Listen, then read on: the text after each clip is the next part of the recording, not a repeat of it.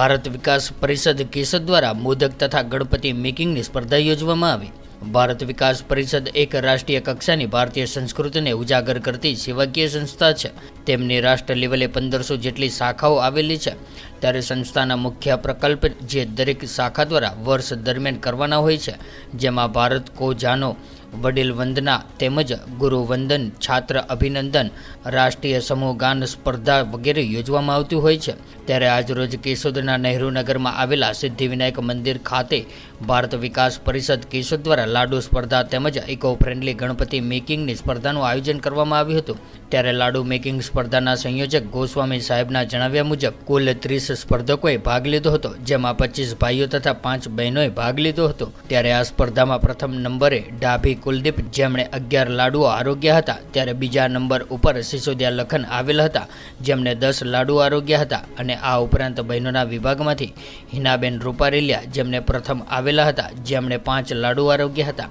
જ્યારે eco friendly Ganpati making સ્પર્ધામાં કુલ 38 સ્પર્ધકોએ ભાગ લીધો હતો અને તેમના સંયોજક સંદીપ ઠકરારના જણાવ્યા મુજબ આ સ્પર્ધામાં સ્પર્ધકો દ્વારા માટી, લોટ, પાંદડા વગેરે નેચરલ મટીરિયલ દ્વારા અવનવા ગણપતિ બનાવવામાં આવ્યા હતા। જેમાં પ્રથમ વિભાગમાં આસ્થા સોલંકી પ્રથમ રહ્યા હતા, જ્યારે બીજા નંબર ઉપર બેરા પરીન, જ્યારે વિભાગ બીમાંથી પ્રથમ ધનવી મુછડિયા। અને ભારત વિકાસ પરિષદ દ્વારા આયોજિત આ સ્પર્ધામાં સૌ પ્રથમ કેશોદના ધારાસભ્ય દેવાભાઈ માલમ, મેહુલભાઈ ગોંડલિયા, પ્રવીણભાઈ ભાલારા, ભારત વિકાસ પરિષદના પ્રમુખ મહાવીરસિંહ જાડેજા, સ્નેહલ તન્ના, સચિવ દિનેશભાઈ કાનાબાર વગેરે દ્વારા દીપ પ્રાગટ્ય કરીને સ્પર્ધાઓની શરૂઆત કરવામાં આવી હતી। અને પ્રારંભમાં પ્રમુખ દ્વારા મહેમાનોનું શાબ્દિક સ્વાગત કરવામાં આવ્યું હતું। ત્યારબાદ સ્પર્ધાઓ શરૂ કરવામાં આવી હતી અને પ્રથમ લાડુ સ્પર્ધામાં નિર્ણાયક તરીકે ચિંતનભાઈ પનારા તેમજ ઝાલાવાડિયા રહ્યા હતા, જ્યારે લાડુ સ્પર્ધાના નિર્ણાયક તરીકે સ્નેહલ તન્ના તેમજ દિનેશ કાનાબાર રહ્યા હતા। ત્યારે આ સ્પર્ધા સ્પોન્સર તરીકે ન્યૂ એરા પ્રોફેસરના સંચાલક ડૉક્ટર પ્રવીણભાઈ ગજેરા રહ્યા હતા।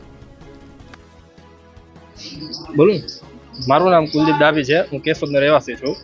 અહીંયા આંબાવાડીમાં સિદ્ધિવિનાયક મંદિર આવેલું છે ગણપતિ બાપાનું, ત્યાં એક લાડુ સ્પર્ધા રાખેલી હતી। ત્યારે મેં જોયું કે અહીંયા તો લાડુ સ્પર્ધા છે એટલે લોકો બધા જતા હતા, તો મને એમ થયું કે હાલને હું પણ જાઉં છું। એટલે હું ગયો તો અહીંયા ચાલુ જ હતું, તો પછી હું બેસી ગયો। તો મને પહેલાં તો એવું લાગ્યું કે શું થાય કે આપણે શું કરી શકું, 1-2 ખાઈ શકું કે નહીં લાડુ। તો મને એમ થયું કે હાલને ભાઈ બેસો। તો મને એમ થયું કે હાલ લઈ લઉં, એટલે મેં 3 લાડુ ખાધા પહેલાં। તો મને બધો મજા આવી, એકદમ ચોખ્ખા ઘીના લાડુ હતા, એટલે મને બહુ મજા આવી કે હજી એક વધારે લઉં। પછી એમ થયું કે હજી પાછા 2 લઈ લઉં, એટલે એમ કરતાં મેં 3 લાડુ ખાધા છે અને મને બહુ મજા આવી અને હું અહીંયા વિજેતા થઈ ગયો। કેટલા લાડવા ખાધા? સુરમાના લાડવા। કેટલા લાડવા? મેં 11 લાડવા ખાધા છે। સારા લાડવા, બહુ સારા હતા, ચોખ્ખા ઘીના, અને બહુ મને મજા આવી। ભારત વિકાસ પરિષદ વાળા લોકો તરફથી બહુ મને આનંદ આવ્યો છે કે બહુ સારું કામ કર્યું છે। સ્પર્ધામાં મારો પહેલો નંબર આવ્યો છે અને બહુ મને મજા આવી છે। બોલ ગણપતિ બાપા કી જય।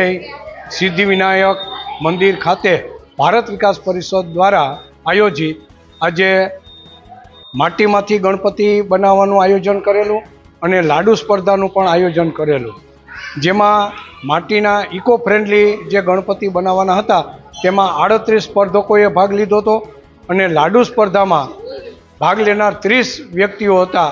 એ બધાને ખૂબ ખૂબ ધન્યવાદ।